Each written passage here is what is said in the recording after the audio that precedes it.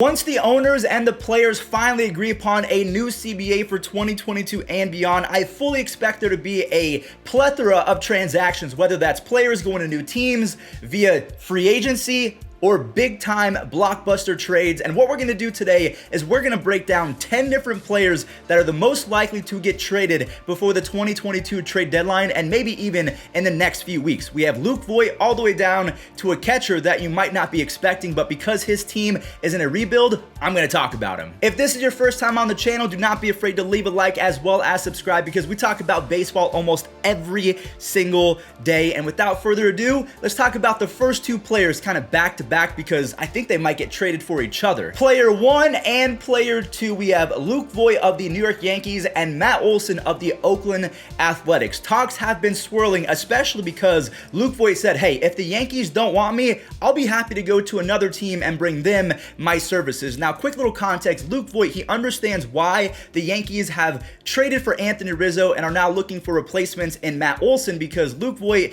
even though he's good when he's healthy, him being healthy is the biggest question mark, one of the biggest questions in all of Major League Baseball, because when he is on top of his game, he is one of the most lethal right-handed hitters in baseball. And the same goes for Matt Olson if we're talking about lefties. I mean, the Yankees need a left-handed bat. They need a solid first baseman in regards to defense, and Matt Olson, he's going to bring you the power, he's going to bring you the defense. I would say that he's pretty clutch with runners in scoring position as well. So if Luke Voit headed to the Athletics, it would make sense, because the A's, they're kind of in a rebuild mode, and I just believe they're going to work around Matt Chapman as opposed to Matt Olson, because his stock is a little bit higher. So expect Luke Voit and a few other prospects to be on the move to the Oakland Athletics. That would be my best prediction. And again, it's just because Luke Voit can't stay healthy. I feel bad for the guy, but he admitted it. It's kind of his fault. This one pains me to say, but the unfortunate and sad truth about being a Cleveland fan is we don't retain any of our superstar players, going back to Manny Ramirez, Cliff Lee, CC Sabathia, Francisco Lindor, you name it. We have shipped them away or let them leave in free agency, and I fully expect J-Ram to be the next player, because he has been so good over the last 2.5, 3, 4 years that he could be commanding $40 million a year. And because he's been so good for so long and he's on the best deal in baseball, you would get an absolute haul if you did decide to move on from him. Now, again, I'm going to emphasize the word haul, because you do not trade J-Ram unless you get an insane amount of prospects and players in return. And the Guardians, they do have 772 infield prospects: Gabriel Arias, Owen Miller, Tyler Freeman, Nolan Jones. You can move on from J-Ram and try and fill in the gaps with top prospects, and hopefully in return you can get a top flight starter, you can get an outfielder or two. The Guardians can really reshape and retool their future by trading away one of the best players in baseball, and to me it's probably going to happen, because again, we're not going to pay a guy $35-40 million. It's never going to happen unless they sell the team, which that would be fantastic. But J-Ram, he's the third player on today's list, and I think that he might go to the Blue Jays. The Braves are still an option. Actually, probably not, because Austin Riley is that guy, but maybe the Yankees are going for him. I mean, that would be a match made in heaven. I'll put up his stats right now in Yankee Stadium. He's ridiculous. So because we just talked about J-Ram, let's talk about a few other switch hitters that are about the same age as him in the 27 to 29 age range: Brian Reynolds and Ketel Marte. Both of these dudes, they're pretty much in the same exact situation. They're 27, 28 years old and entering their prime, and their teams, they're probably not going to have any playoff success in the next few years. The Pirates, they did ask around last year at the trade deadline. They were shopping Brian Reynolds pretty much the entire season, but they concluded that, hey, Adam Frazier, he's older, he doesn't have the ceiling of Brian Reynolds, we're going to move on from him, and we're going to keep Brian Reynolds in the hopes that come 2022, there will be a better package, because he's going to end the year strong, and that's exactly what happened. So the Pirates,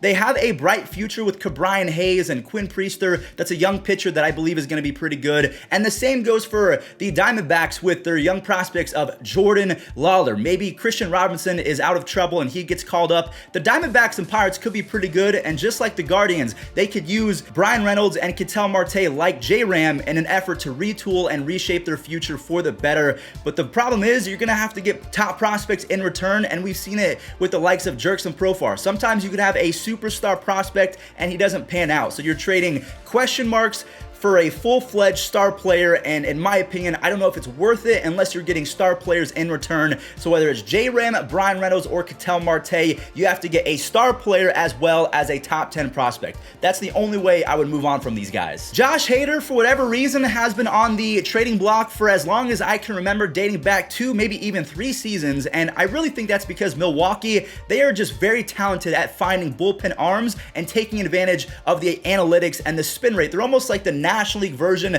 of the Rays. They're definitely not the Rays because they're basically in a class of their own. But the trades that they make, they have Devin Williams, an up-and-coming superstar, the Rookie of the Year in 2020. So if they do decide to move on from Josh Hader, I do expect them to get a pretty good package in return. They have a plethora of prospects and arms that they can use to fill in the relief roles as well as the closing roles. So Josh Hader, in my opinion, because I don't know if the Brewers are going to be a World Series favorite, I expect them to be good. But if they're not in playoff contention, the Brewers, they might be moving off from one of their better relief pitchers, probably the best relief pitcher that they've ever had in franchise history, but that's only because he's getting older. He's probably going to start fading sometime soon, so you might as well get the most out of him while you can. The Cincinnati Reds are in a very interesting situation because the two guys that I was pondering, Sonny Gray and Luis Castillo, I was going back and forth. Who are they more likely to trade? And I went with Luis Castillo because he's younger, he's nastier, he's on a better contract, and because of all of that, you're going to get more in return. Sonny Gray, you probably want to keep him around just to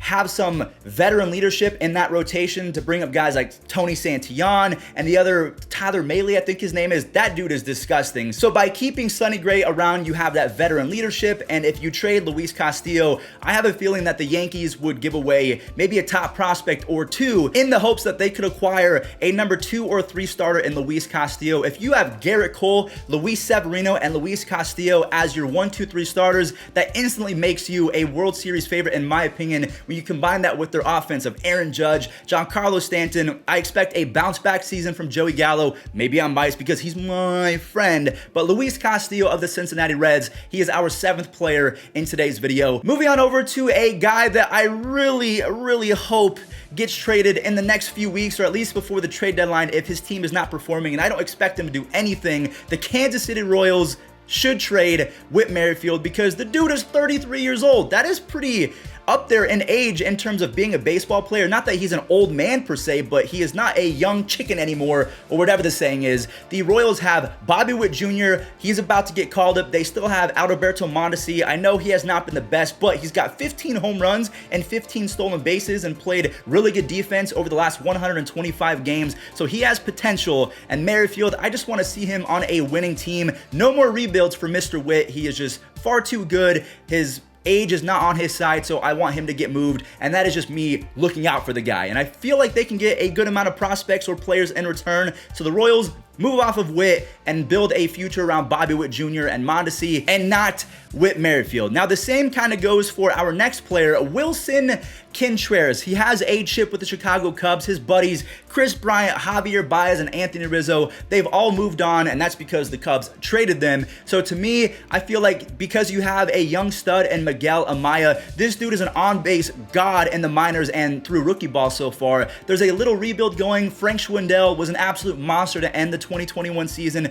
They traded for Nick Madrigal and a few other guys. They have some crazy prospects with Brennan Davis and a few other dudes that we can name, but Willson Contreras, I expect him to get moved. And again, the biggest reason why is just like a few other teams on today's list, I just don't really have any expectations for their team moving forward, at least for the next year or two. Maybe the Cubs, they can retool and be really good in the next 2 or 3 years, but for 2022's sake, move on from Contreras and rely on your farm system. Now, last but not least, Mitch Haniger. This one is almost self-explanatory because the Mariners, just like the Guardians have way too many infield prospects, so they can maybe afford a J-Ram replacement because they can fill it in and hope and pray that they could be even 80% of J-Ram, which is most likely not going to happen. But Mitch Haniger getting moved makes sense because they have Jared Kelenic, they have Julio Rodriguez, we call him J-Rod, they have Taylor Trammell, and oh yeah, the 2020 Rookie of the Year in the American League, Kyle Lewis. The news has been coming out that he is getting healthier and healthier, so if you can have a Kelenic, J-Rod, Lewis outfield for the next 5 to 10 years,